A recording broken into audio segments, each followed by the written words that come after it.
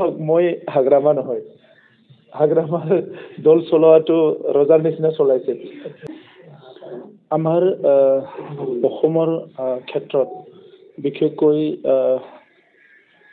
সকলো জনগোষ্ঠীৰে নিজৰ নিজৰ ছাত্ৰ সংগঠন আৰু জাতীয় সংগঠন আছে। আৰু এই ছাত্ৰ সংগঠন আৰু জাতীয় সংগঠনবোৰে এটা দীঘলীয়া সময় নিজৰ নিজৰ জনগোষ্ঠীটোক ৰিপ্ৰেজেণ্ট কৰি আহিছে। নিজৰ নিজৰ জনগোষ্ঠীৰ সমস্যা, আশা আকাংক্ষা, বিভিন্ন কথাবিলাক তেখেতসকলে সদায় আগত ৰাখি কাম কৰি আহিছে। আৰু সেই হিচাপে আমাৰ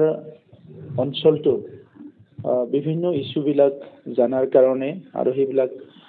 সঠিক সময়ত সমাধান কৰাৰ কাৰণে বিভিন্ন সময়ত আলোচনা হয়। আৰু চৰকাৰ গঠন কৰা বা ৰাজনৈতিক সুস্থিৰতা এটা পৰিৱেশ গঢ়িবৰ কাৰণে আমি সেই জাতীয় সংগঠন, ছাত্ৰ সংগঠন, সামাজিক সংগঠনৰ লগত আলোচনা বিলোচনা কৰাটো খুব প্ৰয়োজন বুলি মই ভাবোঁ। কাৰণ দীঘলীয়া সময় ময়ো ছাত্ৰ সংগঠনতে আছিলোঁ আৰু তেতিয়া জনগোষ্ঠীটোৰ মূল বিষয়বিলাক লৈ পেলাই বহুত সংগ্ৰাম কৰিছিলোঁ। বহুত চৰকাৰৰ লগত, বহুত ৰাজনৈতিক দলবিলাকৰ লগত আলোচনা কৰিছিলোঁ এই সময়ত। আৰু বহুত সমস্যা সমাধান হৈ গৈছে,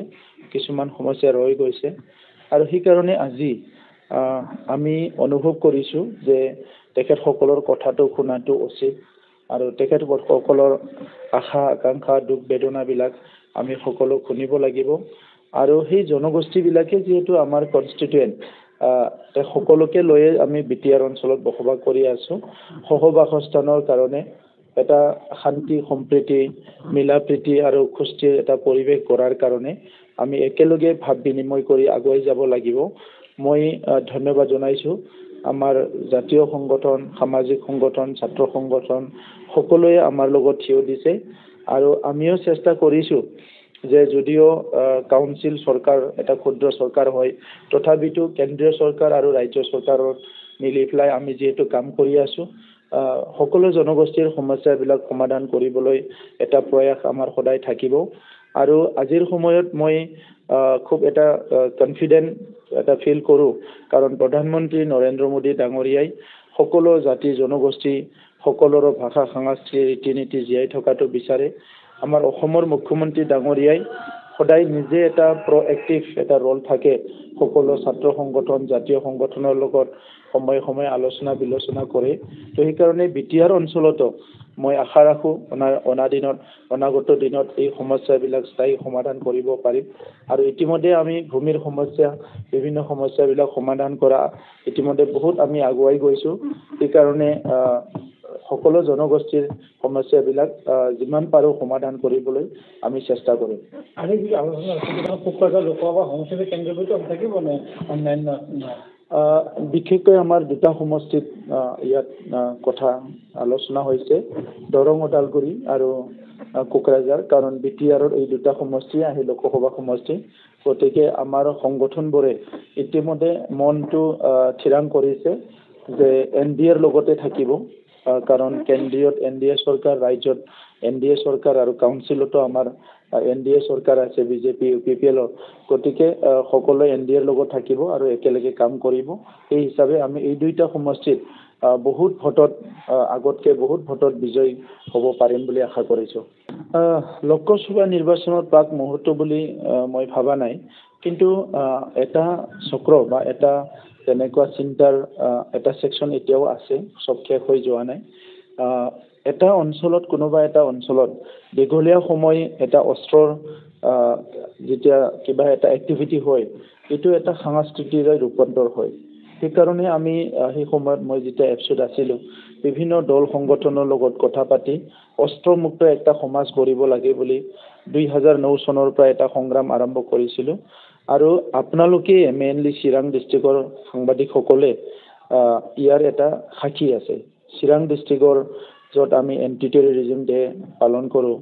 আমাৰ জোহেলাও চম্লা বসুমতাৰী পথাৰত গহিবাৰী, তাতে আমি 2009 চনত আৰম্ভ কৰিছিলোঁ যে বিটিআৰটো বেআইনী অস্ত্ৰমুক্ত হ'ব লাগে আৰু হিংসামুক্ত হ'ব লাগে। চ' আজিৰ সময়লৈকে আমি ক'ব নোৱাৰোঁ যে 100% যে ইয়াত মানুহ অস্ত্ৰমুক্ত হৈছে কাৰণ 30-40 বছৰ য'ত অস্ত্ৰৰে বহুত মানুহে খেলিছে সেই সকল মানুহে কেতিয়াবা অস্ত্ৰৰ প্ৰতি এটা আসক্তি এটা এট্ৰাকশ্যন থাকে আৰু তেখেতসকলৰ যিটো চিন্তাধাৰা এইটো মূল খুঁটিত মেইন ষ্ট্ৰীমত অহাটো অলপ টাইম লাগে আমি সেইকাৰণে এতিয়া বিটিআৰত এটা হেপিনেছ মিছন বুলি আৰম্ভ কৰিছোঁ আৰু তাত আমি বিভিন্ন সেকশনৰ মানুহক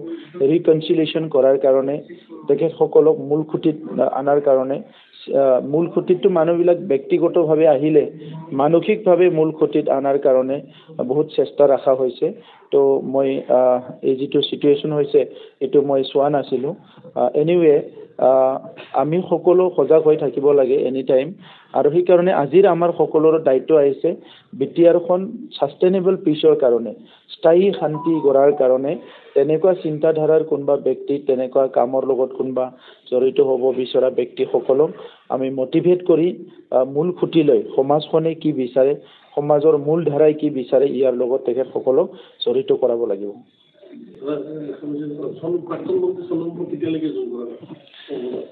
সেইটোকে আমিও চাই আছোঁ যে কেতিয়ালৈকে কৰে এতিয়া আপোনালোকেও চাই আছে নিউজটো বজাব পাৰিলে ভাল হয় আমিও চাই আছোঁ যে এইটো কেতিয়ালৈকে হয় গতিকে হয়তো হ'ব দিন তাৰিখ ভাল চাই সোনকালে চ' এইটো চিৰাঙৰ কাৰণে সবচে ইম্পৰ্টেণ্ট নিউজ হৈছে এতিয়া বাকীবিলাকতো পিছত পাব গতিকে জইন কৰাৰ কথা আছিল কিন্তু এতিয়া তেওঁলোকে কৈছে যে 12 তাৰিখে মানে চিৰাঙৰ কাজলগাঁৱত তেখেতে জইন কৰিব ময়ো এনেকৈ শুনি আছোঁ আমাৰ কেইজনমান ব্যক্তি আলোচনা কৰি আছে মই আজি সুধিম যে কিমান সোনকালে পাৰে আপোনালোকৰ কথাটোও কম নিউজটো সোনকালে বজাবলৈ মন আছে আপুনি দলৰ সভাপতি আপুনি নাজানিলে কোনে জানিব চাওক মই হাগ্ৰামা নহয় হাগ্ৰামাৰ দল চলোৱাটো ৰজাৰ নিচিনা চলাইছে আমি গণতান্ত্ৰিক চিন্তাধাৰাৰ মানুহ গতিকে যিকোনো কাম কৰিলে আমাৰ দলত বহুত আমাৰ উইংছবিলাক আছে আমি চবৰ লগতো কথা পাতোঁ আৰু চবকো দায়িত্ব দিয়া আছে এইটো কাম ই কৰিব গতিকে আজি জেনেৰেল ছেক্ৰেটাৰী ৰাজু নাৰ্জাৰী ডাঙৰীয়া এটা দায়িত্বত আছে মাধৱ চেত্ৰী ডাঙৰীয়া এটা দায়িত্বত আছে ৱৰ্কিং প্ৰেচিডেণ্ট ৰংগৰা নাৰ্জাৰী ডাঙৰীয়া এটা দায়িত্বত আছে চবে নিজৰ কামবিলাক কৰি আছে তো সেইকাৰণে আমিও বাট চাই আছোঁ যে কথাটো যেতিয়া ফাইনেল হ'ব আমিও চিল মাৰিবলৈ ৰখি আছোঁ আপুনি হাগ্ৰামা মহিলাৰ ৰজাৰ দৰে কৈছে আজি হাগ্ৰামা মহিলাৰ ৰজাৰ ব্যৱহাৰৰ কাৰণে চন্দন বন্ধু আপোনালোকৰ শৰণাপন্ন হ'বলৈ গৈ আছে তেনেকৈ শুনিছোঁ মই তেখেতসকলৰ দলত এটা গণতান্ত্ৰিক চিন্তাধাৰাবিলাক বেছি নচলে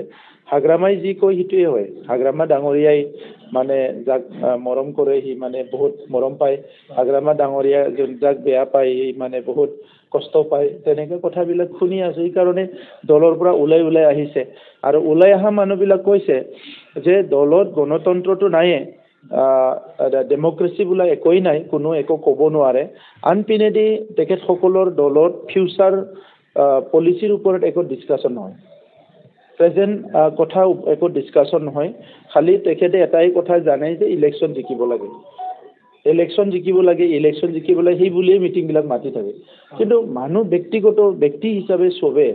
ইছ্যুৰ কথা পাতিব বিচাৰে সমাজৰ কথা পাতিব বিচাৰে ভৱিষ্যতৰ কথা পাতিব বিচাৰে চ' এই কথাবিলাক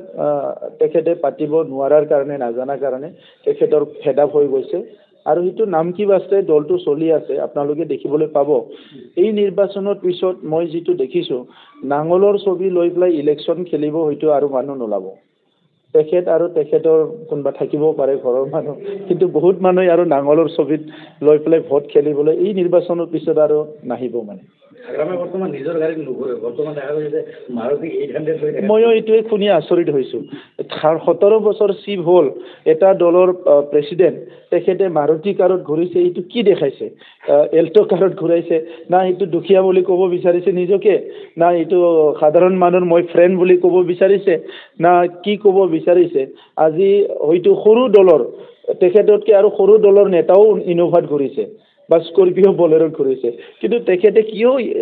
এল্টো গাড়ীত ঘূৰিব লগা হৈছে মই এইটো আচৰিত না আৰু চৰকাৰতো নাহে আৰু চ' তেখেতে হয়তো প্ৰেক্টিচো কৰিব পাৰে লাহে মোৰ চব এনে পোৱা সম্পত্তি আছিলে চব বিক্ৰী যাব এতিয়া এল্টোতে ঘূৰিব লাগিব তেনেকৈও ভাবিব পাৰে সি ঘূৰিছে আনফালে গৈছে হেলিকপ্টাৰ উৰুৱাবলৈ পাইলট পোৱা নাই